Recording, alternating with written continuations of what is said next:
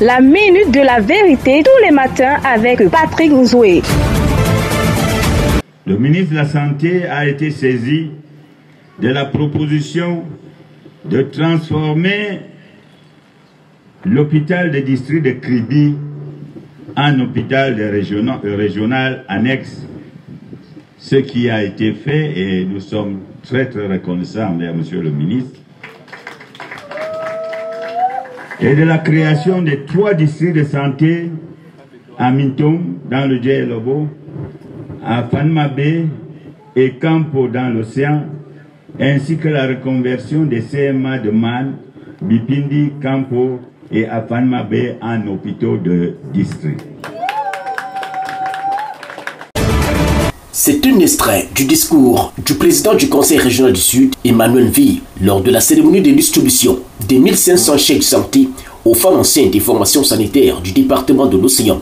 Hier, à la place du fait du Kribi, il annonçait là une volonté de transformer certaines formations sanitaires d'arrondissement en districts comme Bipindi, Djoum, pour ne citer que cela.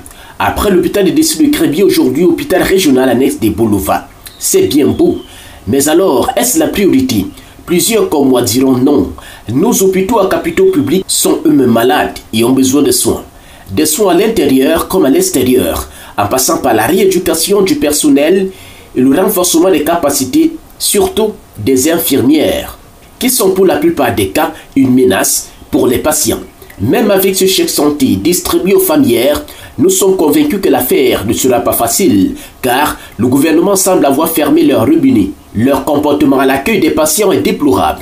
Assises, téléphone à main, commentent des publications sur Facebook, WhatsApp et autres, pendant que le pauvre malade ne demande qu'à être pris en charge. Et lorsqu'elle parvient à vous regarder, c'est pour vous stresser davantage, par des blâmes et des injures parfois. N'en parlons plus des mères d'enfants. Elle vous exige d'abord de l'argent avant de s'occuper de vous. La pharmacienne, en même temps caissière, vous fera la surfacturation. Et attention, vous devez payer avant qu'on vous administre. Aucune conscience professionnelle pour ces femmes. Les hôpitaux à capitaux publics ont besoin de soins.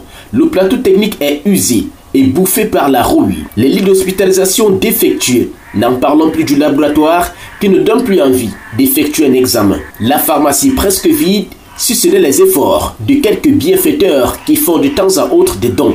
Voilà l'urgence, monsieur le président du conseil régional. Saisir le ministre pour la transformation de certaines formations sanitaires est beau, mais la priorité repose sur l'accès aux soins de santé de qualité avec un matériel adéquat pour la prise en charge, tout en saluant les efforts du gouvernement par ce programme Couverture Santé Universelle. Excellente journée et à demain.